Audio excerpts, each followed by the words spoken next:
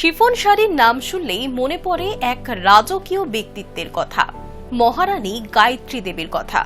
হাওয়ার মতো হালকা, এলিগেন্ট এবং চিরকালীন আবেদনময়ী এই শাড়িকে তিনি শুধুমাত্র পোশাক হিসেবে নয়, এক অনন্য স্টাইল স্টেটমেন্টে পরিণত করেছিলেন। তবে শিফনের ইতিহাস শুরু হয়েছিল বহু দূরে, প্রাচীন চীনে। পরে ফ্রান্স হয়ে এই বিলাসবহুল কাপড় পৌঁছয় ভারতে। মহারানী ইন্দিরা দেবীর হাত ধরে ভারতীয় শাড়ির সঙ্গে শিফনের মেলবন্ধন ঘটে, আর গায়ত্রী দেবী তাকে জনপ্রিয়তার শিখরে পৌঁছে দেন। আজও তার প্যাস্টেল রঙের শিফন শাড়ি এবং মুক্তোর সাজ ফ্যাশন প্রেমীদের অনুপ্রেরণা যোগায়।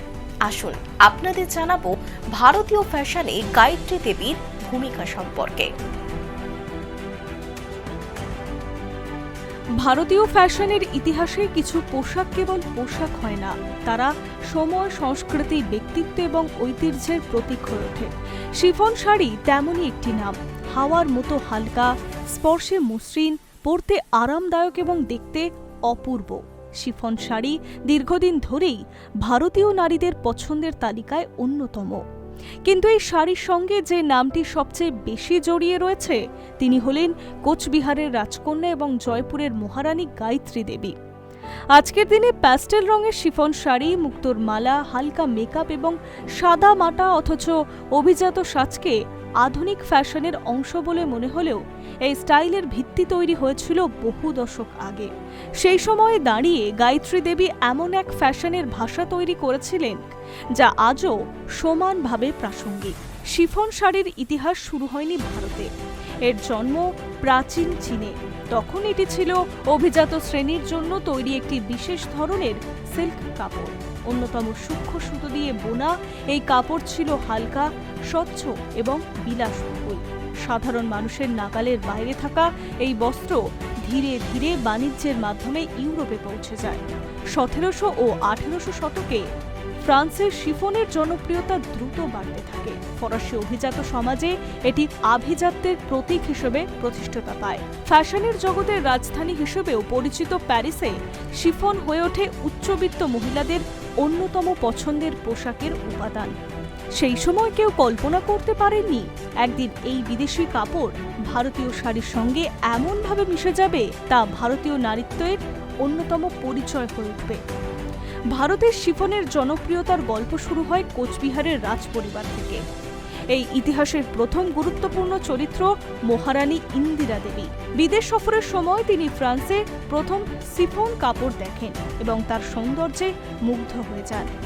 সেই সময় ভারতের রাজপরিবারের সদস্যরা ইউরোপীয় সংস্কৃতি ও ফ্যাশনের সঙ্গে পরিচিত হলেও বিদেশি কাপড়কে ভারতীয় পোশাকের সঙ্গে মেলানোর সাহস খুব কম মানুষই দেখিয়েছিলেন। ইন্দিরা দেবী সেই সাহস দেখিয়েছিলেন। তিনি শিফন কাপড় দিয়ে ভারতীয় শাড়ি তৈরি করান এবং তা পরা শুরু করেন। শুধু তাই নয়, তিনি প্রচলিত সামাজিক রীতিনীতিকেও চ্যালেঞ্জ করেছিলেন। তৎকালীন সমাজে বিধবা পোশাক নিয়েও কঠোর নিয়ম ছিল, কিন্তু ইন্দিরা দেবী সাদা শিফন শাড়িকে এমনভাবে উপস্থাপন করেন যা একসময় নতুন ফ্যাশন দর্শনের জন্ম নেয়। তার এই পদক্ষেপ পরবর্তী প্রজন্মের নারীদের মধ্যেও আত্মবিশ্বাস জাগিয়ে তোলে। ইন্দিরা দেবীর কন্যা গায়ত্রী দেবী শুধু মায়ের পথ অনুসরণ করেননি, তিনি সেই ঐতিহ্যকে বিশ্বমঞ্চে প্রতিষ্ঠা করেছিলেন। সালটা 1919। লন্ডনে জন্মগ্রহণ করা গায়ত্রী দেবী ছিলেন কোচবিহারের মহারাজা জিতেন্দ্র নারায়ণ এবং মহারানী ইন্দিরা দেবীর কন্যা। ছোটবেলা থেকেই তিনি রাজকীয় পরিবেশ, আন্তর্জাতিক শিক্ষা এবং বহু সংস্কৃতির অভিজ্ঞতার মধ্যে বেড়ে ওঠেন। 1940 সালে জয়পুরের মহারাজা সাওয়াই মানসিং দ্বিতীয়র সঙ্গে তার বিবাহ হয়। এরপর তিনি জয়পুরে মহারানী হিসেবে পরিচিতি লাভ করেন। কিন্তু তার পরিচয় কেবল একজন রাজরানীর মধ্যে সীমাবদ্ধ ছিল না। তিনি ছিলেন সৌন্দর্য, ব্যক্তিত্ব, শিক্ষিত মনন এবং ফ্যাশন বোধের এক অনন্য সংমিশ্রণ।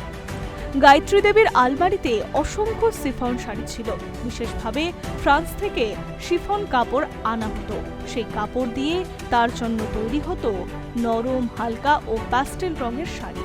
গোলাপি, হালকা নীল, ল্যাভেন্ডার, মিন্ট সবুজ, পিচ কিংবা অফ হোয়াইট এই রঙগুলি ছিল তার বিশেষ পছন্দের। তার সাজের সবচেয়ে বড় বৈশিষ্ট্য ছিল সংযম। তিনি কখনো অতিরিক্ত অলংকার ব্যবহার করতেন না। বেশিরভাগ সময় দেখা যেত হালকা রঙের শিফন শাড়ি, গলায় 1 বা 2 সারির মুক্তোর মালা, ছোট মুক্তোর দুল, পরিপাটি খোপা, খুব হালকা মেকআপ। এই সাধারণ উপাদানগুলি তার উপস্থিতিকে অসাধারণ করে তুলত। আজকের ভাষায় যাকে মিনিমাল লাক্সারি বলা হয়, গায়ত্রী দেবী বহু আগেই সেই ধারণাকে বাস্তবে রূপ দিয়েছিলেন। 1960-এর দশকে আন্তর্জাতিক ফ্যাশন জগতে গায়ত্রী দেবীর জনপ্রিয়তা ছিল অসাধারণ। বিশ্বখ্যাত ফ্যাশন ম্যাগাজিন ভোগে একসময় তাকে বিশ্বের সবচেয়ে সুন্দরী নারীদের মধ্যে অন্যতম বলে উল্লেখ করা হয়েছিল। বিশ্ব সংবাদ মাধ্যম তার সৌন্দর্যের পাশাপাশি তার পোশাক ও স্টাইল নিয়ে বিস্তারিত আলোচনা করত। তার ছবি বিভিন্ন আন্তর্জাতিক পত্রিকা ও ম্যাগাজিনের প্রচ্ছদে প্রকাশিত হয়েছে। পশ্চিমা দুনিয়ায় ভারতীয় নারীর আধুনিক, মার্জিত ও আত্মবিশ্বাসী চেহারা তুলে ধরার ক্ষেত্রে গায়ত্রী দেবীর অবদান বিশেষভাবে স্মরণীয়। আর সেই পরিচয়ের কেন্দ্র ছিল তার শিফন শাড়ি। গায়ত্রী দেবীকে শুধুমাত্র ফ্যাশন আইকন বললেও ভুল বলা হবে। তিনি সক্রিয়ভাবে রাজনীতির সঙ্গেও যুক্ত ছিলেন। স্বাধীনতার পর তিনি সংসদের সদস্য নির্বাচিত হন এবং একসময় রেকর্ড ভোটে জয়লাভ করে আন্তর্জাতিক সংবাদ মাধ্যমের শিরোনাম হয়ে উঠেছিলেন। রাজনৈতিক সভা, সরকারি অনুষ্ঠান, আন্তর্জাতিক কূটনৈতিক বৈঠক সব জায়গাতেই তিনি শিফন শাড়িকে নিজের পরিচয়ের অংশ করে তুলেছিলেন। এমনভাবেই শিফন কেবল একটি পোশাক নয়, বরং আত্মবিশ্বাসী ভারতীয় নারীর প্রতীক হয়ে ওঠে। গায়ত্রী দেবীর জনপ্রিয়তা বাড়ার সঙ্গে সঙ্গে সাধারণ ভারতীয় নারীদের মধ্যে শিফনের চাহিদা বাড়তে থাকে। তার স্টাইল অনুসরণ করতে শুরু করেন অসংখ্য মহিলা। ধীরে ধীরে শিফন শাড়ি রাজপ্রাসাদ ছেড়ে শহর, মফস্বল, এমনকি সাধারণ পরিবারের উৎসবের পোশাকের অংশ হয়ে ওঠে। চাহিদা বৃদ্ধির ফলে ভারতের বিভিন্ন মহলে শিফন উৎপাদনের উদ্যোগ নেওয়া হয়। বিশেষ করে দক্ষিণ ভারতের মহীশূর অঞ্চলে সিল্ক শিল্পে শিফন তৈরির কাজ শুরু হয়। সেখান থেকেই জনপ্রিয় হয়ে ওঠে মহীশূরের শিফন, যা আজ ভারতীয় বাজারে বিশেষ মর্যাদা ধরে রেখেছে। রাজপরিবারের শিফনকে দেওয়া হয়েছিল আভিজাত্য এবং বলিউডের জনপ্রিয়তা। 1960-এর দশক থেকে শুরু করে পরবর্তী কয়েক দশকে ভারতীয় সিনেমায় শিফন শাড়ি ব্যবহার করা হয় এবং তা নতুন পরিচয় লাভ করে। বিশেষ করে ইয়াশ চোপড়ার নায়িকাদের রঙিন শিফন শাড়িতে সুইজারল্যান্ডের বরফে ঢাকা পাহাড়ের মাঝে গান গাওয়ার দৃশ্য ভারতীয় দর্শকদের মনে স্থায়ী ছাপ ফেলে। যেমন শ্রীদেবী, রেখা, জুহি চাওলা, মাধুরী দীক্ষিত, কাজল, করিশ্মা কাপুর, ঐশ্বর্য রায় থেকে শুরু করে পরবর্তী প্রজন্মের অভিনেত্রীরাও শিফনকে জনপ্রিয় করে তুলেছে। ফলে শিফন শাড়ি একদিকে যেমন আভিজাত্যের প্রতীক, অন্যদিকে তেমনি প্রেম, রোম্যান্স এবং নারীত্বেরও একটা প্রতীক হয়ে ওঠে। ঐতিহ্যবাহী শিফন তৈরি হয় খাঁটি সিল্ক দিয়ে। সিল্ক শিফনের বৈশিষ্ট্য হলো অত্যন্ত নরম, স্পর্শকাতর, স্বাভাবিক উজ্জ্বলতা, চমৎকার দেখতে, দীর্ঘস্থায়ী হয়, হালকা, আরামদায়ক। সময়ের সঙ্গে সঙ্গে বাজারের পলিস্টার, নাইথল এবং সিনথেটিক ফাইবার দিয়ে তৈরি শিফন আসতে শুরু করে। এগুলো তুলনামূলকভাবে সস্তা ও সহজলভ্য। বর্তমান বাজারে 700 থেকে 1000 টাকার মধ্যে শিফনের নামে শাড়ি বিক্রি হয়, কিন্তু বিশেষজ্ঞদের মতে সেগুলির সঙ্গে আসল সিল্ক শিফনের গুণগত মানের কোনো তুলনা হয় না। খাঁটি শিফনের সৌন্দর্য তার মসৃণতা, স্বাভাবিক পতন এবং হালকা বিলাসিতার মধ্যে লুকিয়ে রয়েছে। শিফনের ট্রেন্ড প্রতি বছর বদলায়। কখনো ভারী কাজের শাড়ি জনপ্রিয় হয়ে ওঠে, আবার কখনো মিনিমাল ডিজাইন। তবুও গায়ত্রী দেবীর স্টাইল আজও সমানভাবে প্রাসঙ্গিক, কারণ তার ফ্যাশনের মূল মন্ত্র ছিল সৌন্দর্য মানেই আড়ম্বর নয়। তিনি প্রমাণ করেছিলেন ব্যক্তিত্ব, আত্মবিশ্বাস এবং রুচিবোধ। আজকের ডিজাইনাররাও তার স্টাইল থেকে অনুপ্রেরণা নেন। ফ্যাশন শো, ব্রাইডাল কালেকশন কিংবা সাময়িক শাড়ির ডিজাইনের গায়ত্রী দেবীর প্রভাব স্পষ্ট দেখা যায়। শিফন শাড়ির ইতিহাস শুধু একটি কাপড়ের ইতিহাস নয়, এটি সাংস্কৃতিক ইতিহাস, নারীর আত্মপ্রকাশের ইতিহাস এবং রাজকীয় রুচির ইতিহাস। মহারানী ইন্দিরা দেবী এই কাপড়কে ভারতে নিয়ে এসেছিলেন, আর মহারানী গায়ত্রী দেবী তাকে দিয়েছিলেন একটি নতুন পরিচয়। তার হাত ধরেই শিফন হয়ে উঠেছিল ভারতীয় ফ্যাশনের এক চিরন্তন অধ্যায়।